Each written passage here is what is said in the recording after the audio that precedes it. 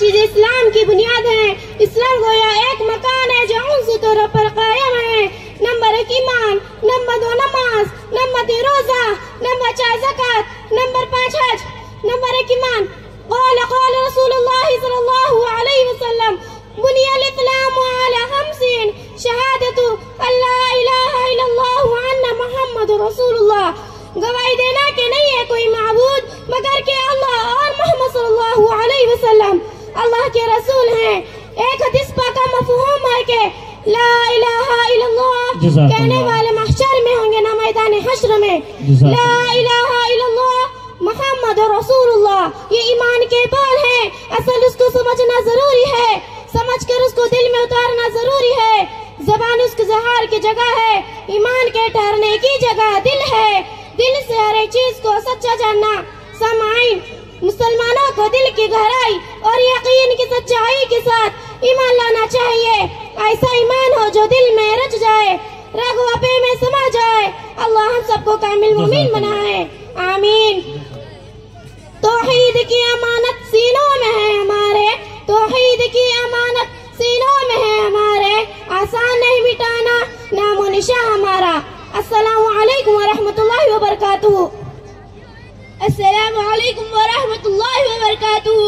Number 2 बंदे से सबसे पहले नमाज के मुतालिक सवाल होगा। अगर इसकी नमाज कबूल हो जाएगी तो बाकी सब नेक अमाल कबूल हो जाएंगे। अल्लाह ने कुरान में 80 से ज्यादा मकामात पर फरमाया कि नमाज कायम करो, नमाज कायम करो।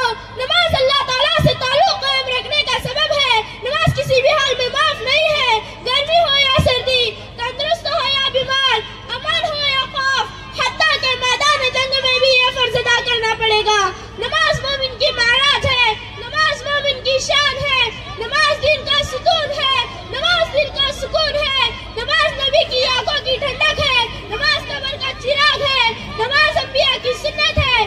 जिसने नमाज की पाबंदी न की वो क़यामत के रोज फिरऔन, हामान, क़ारून के साथ होगा।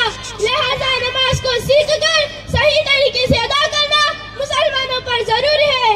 पढ़े नमाज पंजगाना न कर कोई बहाना, पढ़े नमाज पंजगाना न कर कोई बहाना, इसी में है तेरी जन्नत वरना दोज़ख तेरा ठिकाना। अस्सलामु अलैकुम व रहमतुल्लाहि व बरकातुहू। व रहमतुल्लाहि व बरकातुहू। तीसरे नंबर पर आता है रोजा व तसूमु रमजान, यानी रमजान के रोजे रखो। रोजा हमें गुनाहों से बचाने के लिए ढाल का काम देता है और अपने गरीब और मुमताज भाइयों की भूख और प्यास का एहसास दिलाता है और इसका बदला खुद अल्लाह ताला अता फरमाएंगे। अल्लाह फरमाता है कि ये रोजा बंदे ने मेरे लिए रखा, मेरे लिए उसने सारा दिन भूखा और प्यासा रहा, अपने ख्वाहिशात से बचा रहा, तो अब इसका बदला भी मैं ही दूंगा। जिसने नफल रोजा रखा और उस रोजे के बदले में पूरी दुनिया सोने से भरकर इसको पेश की गई कि आपके नफल रोजे का सिला है।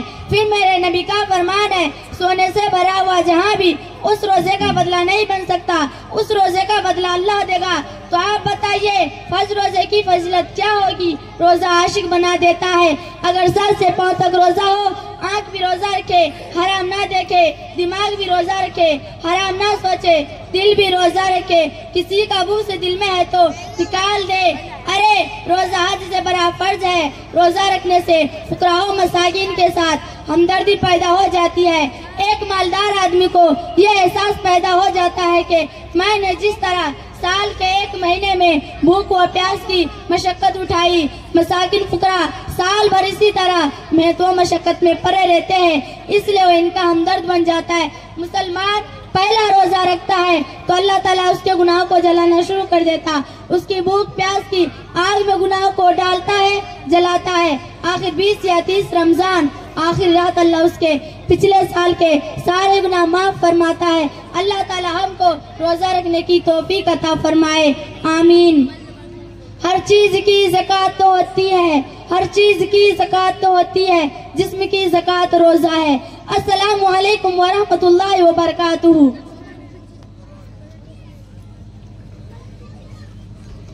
अस्सलामु अलैकुम व रहमतुल्लाहि व बरकातुहू। तो इस ज़कात इस्लाम की अरकान में से 4 नंबर पर आता है ज़कात। ज़कात के माना अल्लाह की राह में अपने माल में से खर्च करना हर मालदार पर फर्ज है। दिल में मोहब्बत और हमदर्दी का जज्बा पैदा करता है, हमारे माल को साफ करता है। अल्लाह ताला ने ज़कात देने वालों से जन्नत का वादा फरमाया है और न देने वालों से दोज़ख की वाइद सुनाई है। इसका इनकार करने वाला काफिर है और न देने वाला सख्त गुनाहगार, फासिक और फाजिर है। ज़कात हर आकिल, बालिग और आजाद मुसलमान पर फर्ज है, लेकिन वो साहिब निसाब हो। हज़रत अबू हुरैरा रज़ियल्लाहु अन्हु से रिवायत है कि रसूल करीम सल्लल्लाहु अलैहि वसल्लम ने फरमाया, जिस शख्स को अल्लाह ताला ने माल व सोना अता फरमाया और उसने इसकी ज़कात अदा न की, तो क़यामत के दिन उसका माल व सोना गंजे सांप की शक्ल में तब्दील किया जाएगा, जिसकी आग पर 2 सियाह नुक्ते होंगे। फिर वो सांप उस शख्स के गले में एक तोक बनाकर डाला जाएगा और वो सांप उस शख्स के दोनों जबरों में पकड़ेगा और कहेगा, मैं तेरा माल हूँ, मैं तेरा खजाना हूँ। अल्लाह ताला हमको ज़कात देने वाला बनाए, आमीन।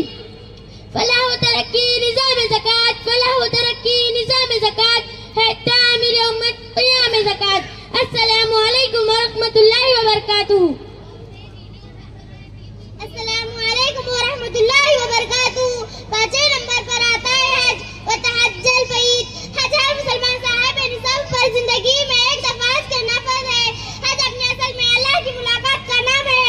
आशिक बनकर आओ और अपने रब के दीदार को लिहाजा आशिक बनकर आना है। तो आशिक का लिबास पहनकर आओ, 2 चादर पहनकर आओ, दीवाने बनकर आओ।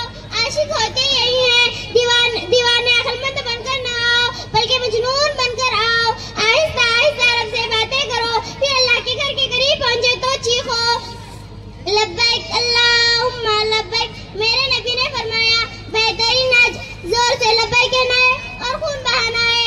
हज का मतलब अल्लाह के घर जाने का इरादा करना, ये बड़ी खूबसूरत चीज है। आप सल्लल्लाहु अलैहि वसल्लम ने इरशाद फरमाया, जब बंदा हज करता है तो गुनाहों से ऐसा पाक होता है जैसे कि आज ही माँ के पेट से पैदा हुआ हो। अल्लाह ताला हम सबको हज मकबूल नसीब फरमाए, आमीन। दुनिया के बुतकदों में पहला घर खुदा का, दुनिया के बुतकदों में पहला घर खुदा का, हम उसके पासबा है, वो पासबा हमारा। अस्सलामु अलैकुम व रहमतुल्लाहि व बरकातुहू। माशाअल्लाह।